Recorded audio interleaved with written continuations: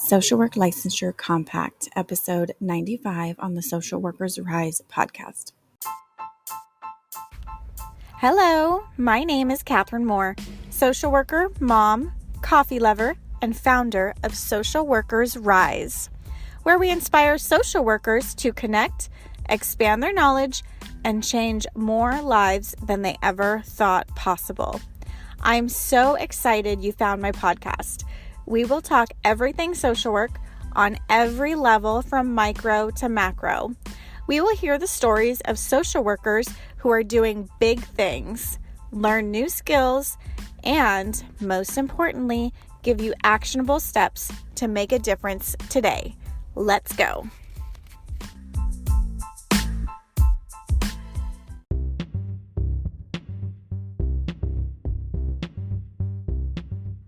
This episode is proudly brought to you by the RISE Directory, a national directory of clinical supervisors who are dedicated to helping the next generation of clinical social workers grow in their clinical skills.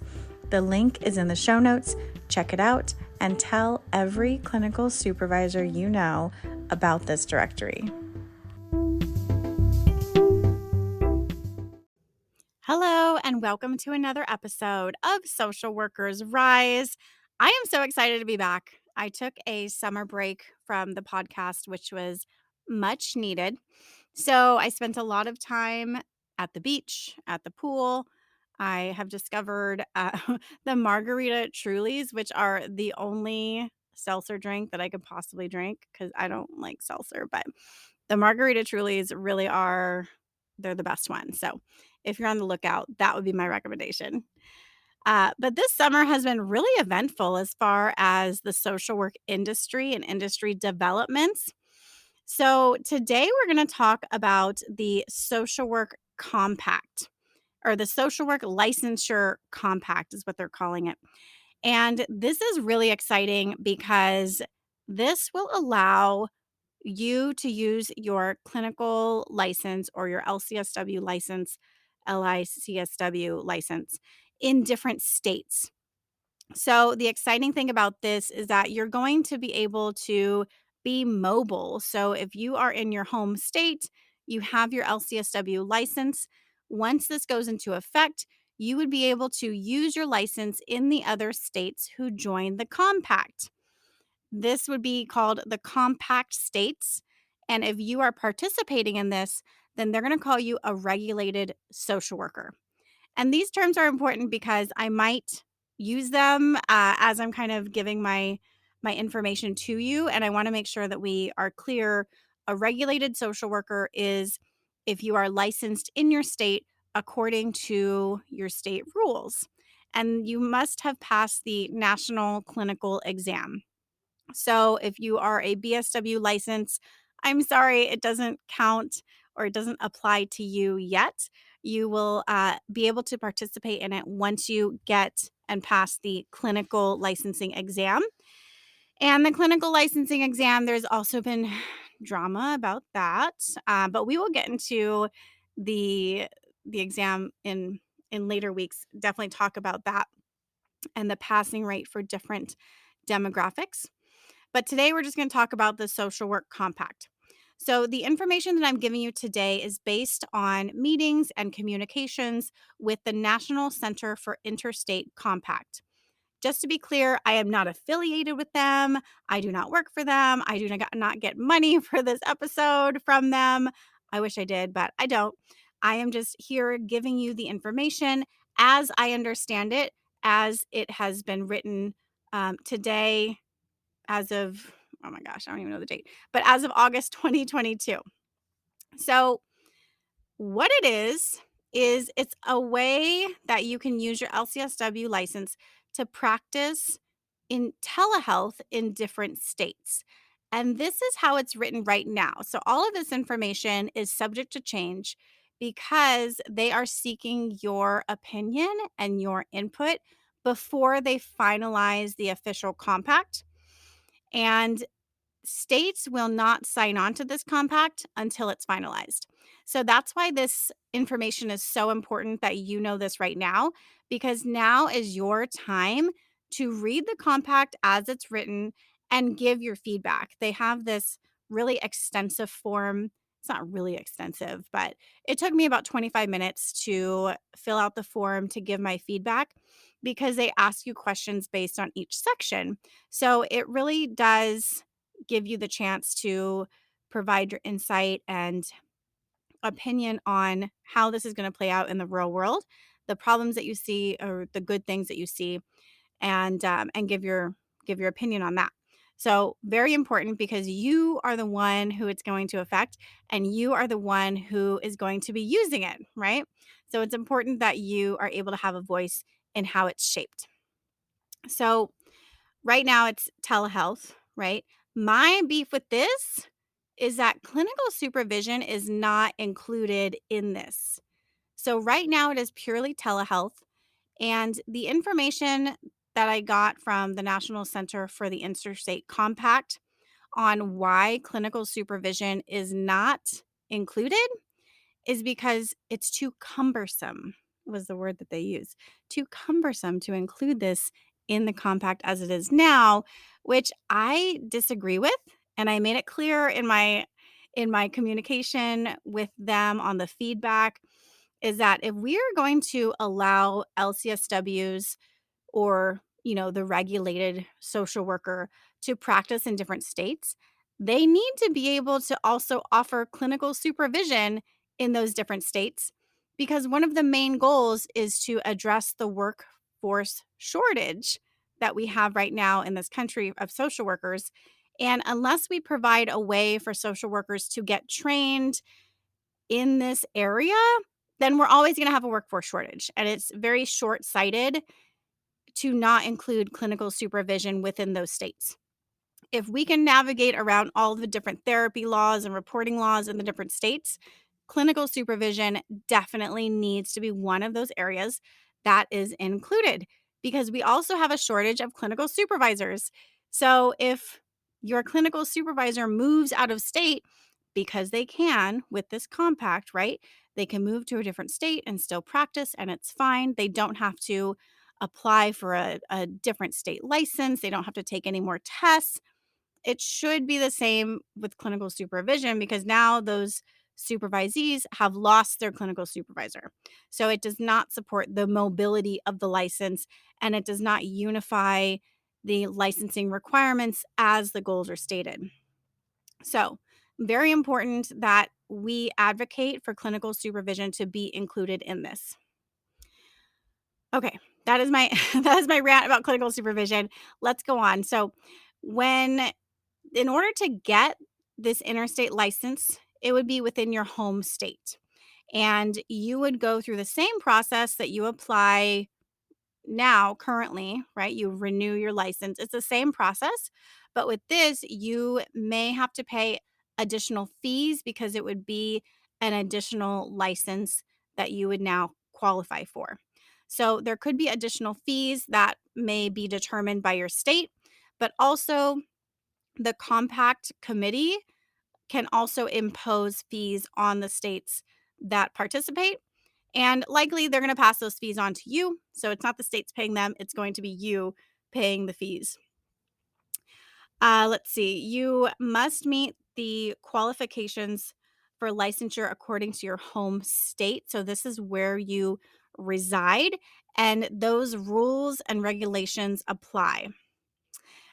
Same thing with your renewal. If you need continuing education for your renewal license, then that is going to be governed by the state that you are in. There's no additional continuing education. So, by just defaulting to your home state, it's saying, "Hey, we trust your home state to monitor and regulate your license, and we also honor it in these other states." A lot like they have done with the driver's license. So each state that you would get a driver's license in, there's different rules, different driving laws, but your license is valid across different states. So it's the same type of concept. Additionally, if you wanted to participate in the compact, your state must have opted in to the compact. And if you move out of that state into one who is not in the compact, then unfortunately you get kicked out and you're not able to participate anymore.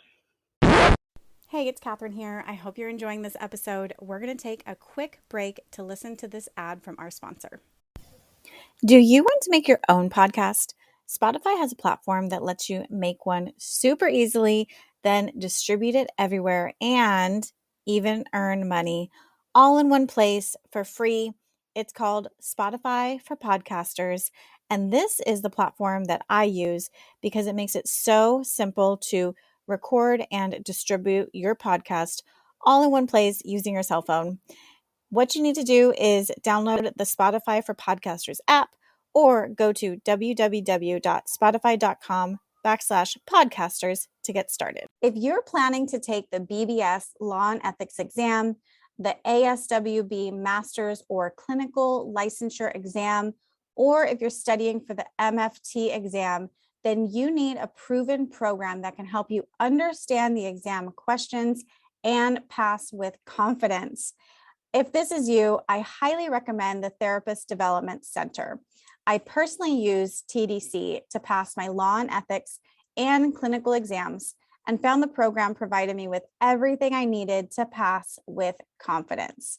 TDC's program integrates various ways of learning in an organized fashion, containing all of the information you need to pass without the overwhelm. And now, bonus, TDC is also offering a library of continuing education courses that fulfill your license renewal requirements and will support you in your career development.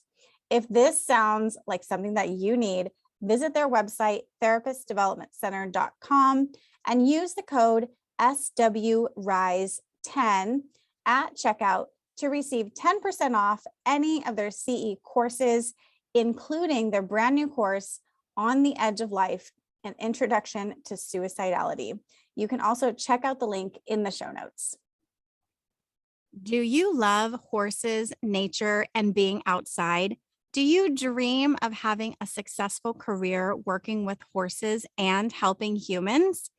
Horse Therapy Center of Canada provides certification and professional training to mental health professionals like you who want to launch a business or career in equine assisted therapy. With 3 different delivery methods, you can become an equine assisted therapist in as little as 4 days. For Social Workers Rise podcast listeners like you, my friend, Horse Therapy Center of Canada is offering you up to $700 off of their certification and training programs.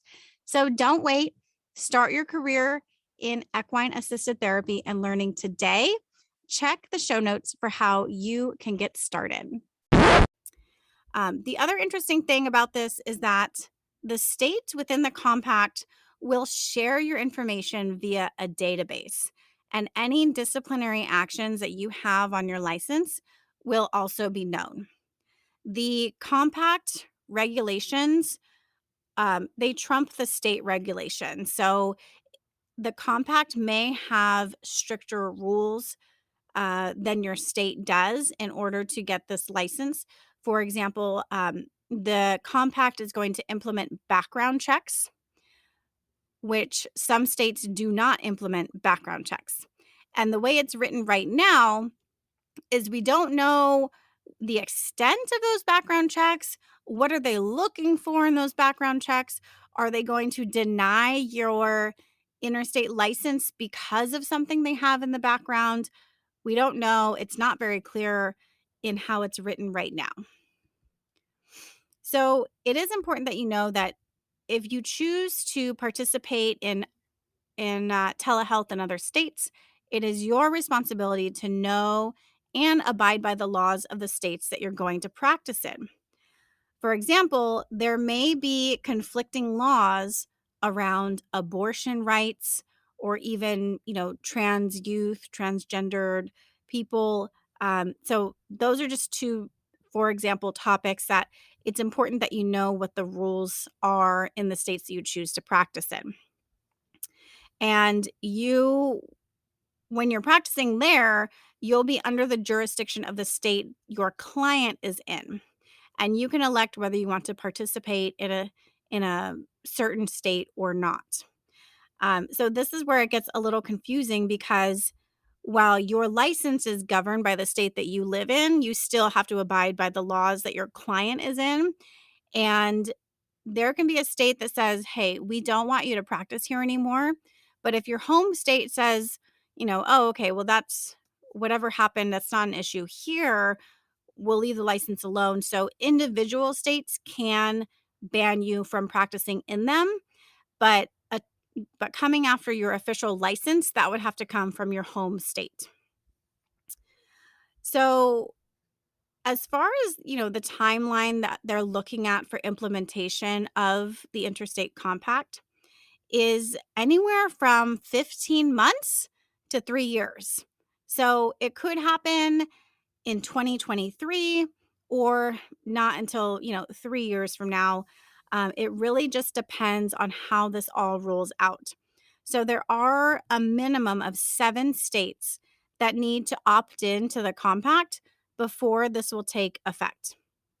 And as of right now, the compact is not finalized, so there's not any states who have officially or publicly voiced their support or said that, hey, we're going to join. So once the compact becomes finalized, it's estimated to be sent to legislators for your state for review in 2023.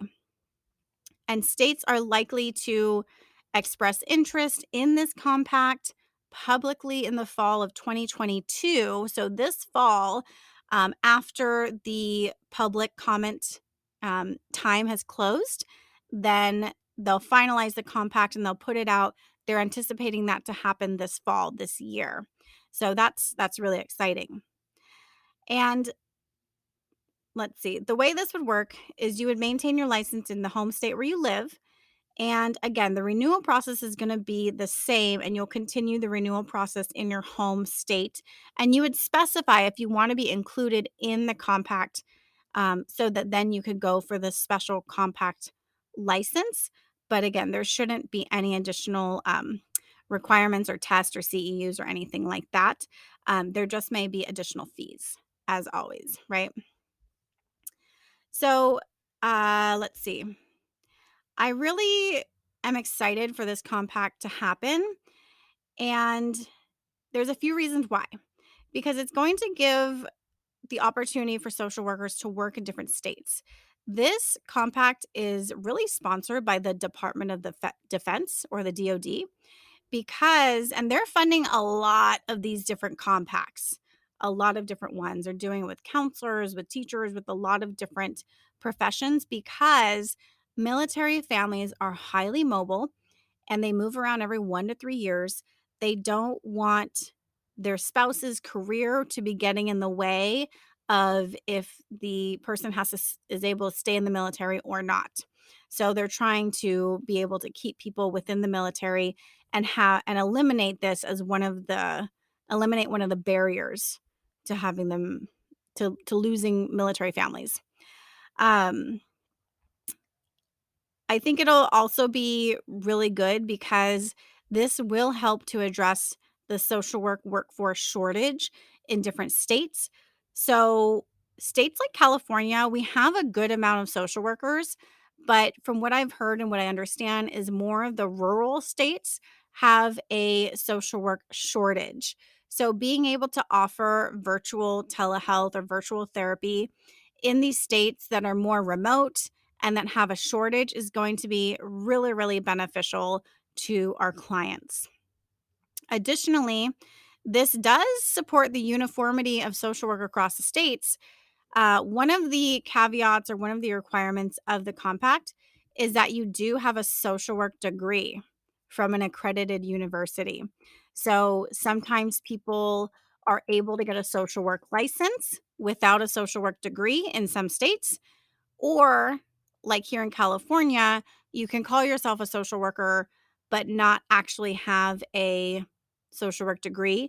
So I see that as kind of being one of their ways that they are making this uniform and doing a little bit of title protection there. So that is the main gist, or the brief summary and overview of the compact, I encourage you, look in the show notes, read the compact for yourself. And you can attend one of the weekly social work compact review meetings, which was super helpful for me because they went, section by section on the compact, and they hold these like all the time. So they're going to be going through August, and they said that probably mid-September they're going to close the review or close your ability to give feedback on the compact as it's written now. So it took me about 25 minutes to give the feedback and complete their survey. I definitely encourage you to do that. And if you feel as strongly as I do that clinical supervision needs to be included, then definitely give that feedback. And what I mean by clinical supervision, I mean that a licensed clinical social worker is able to supervise supervisees, so people who are not licensed, right? They have not passed the clinical exam. They're still acquiring their hours. So if you are still acquiring your hours, you're not able to participate in the compact, but your supervisor might be. And if your supervisor leaves, you're kind of SOL.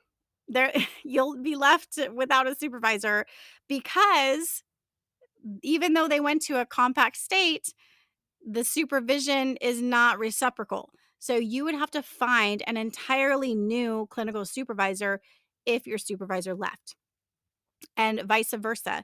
If you are a therapist and you're supervising people within your private practice or contracting out to other agencies to provide clinical supervision, you're stuck in that state if you want to continue to provide clinical supervision, even though you can practice therapy in all of the other compact states.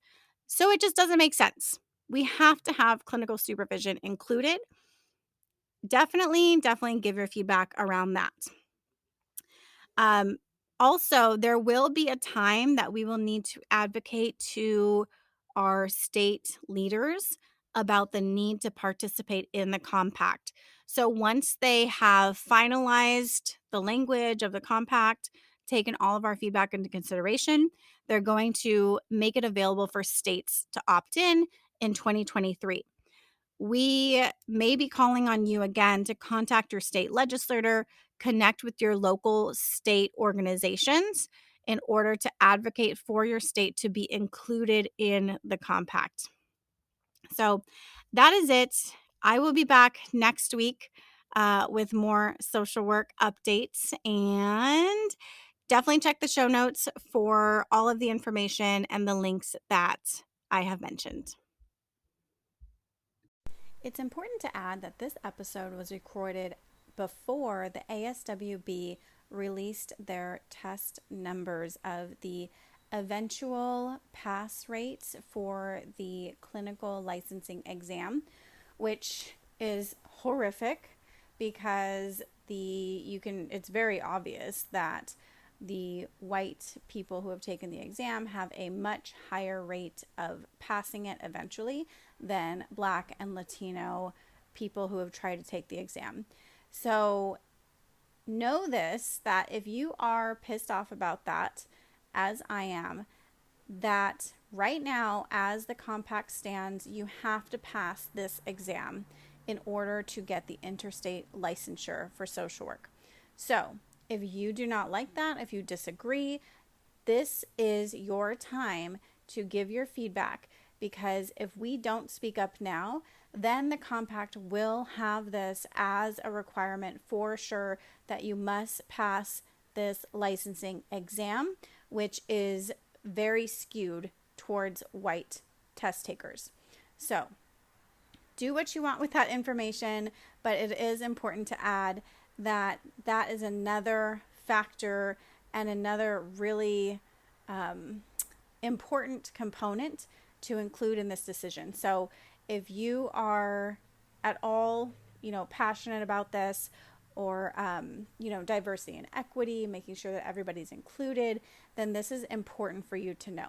So make sure you make your voice known with the social work compact licensure right now before they cut off the deadline to submit feedback.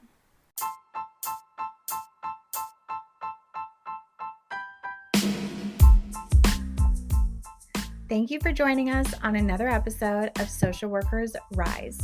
If you loved it, please open up your iTunes, tap the 5 stars, and leave a short note on why you love listening to the Social Workers Rise podcast. Also, if you want to share it on social media, I absolutely love it. You'll have me fangirling all over you. Take a screenshot and share it and tag me at Social Workers Rise on Instagram and Facebook. Lastly, just want to leave a little bit of legal disclosure here that the information, opinions, and recommendations presented in the Social Workers Rise podcast are for general information only, and any reliance on the information provided in this podcast is done so at your own risk.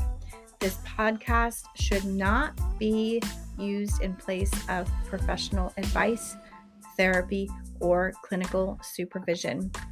And with that, my friends, I'll talk to you next week.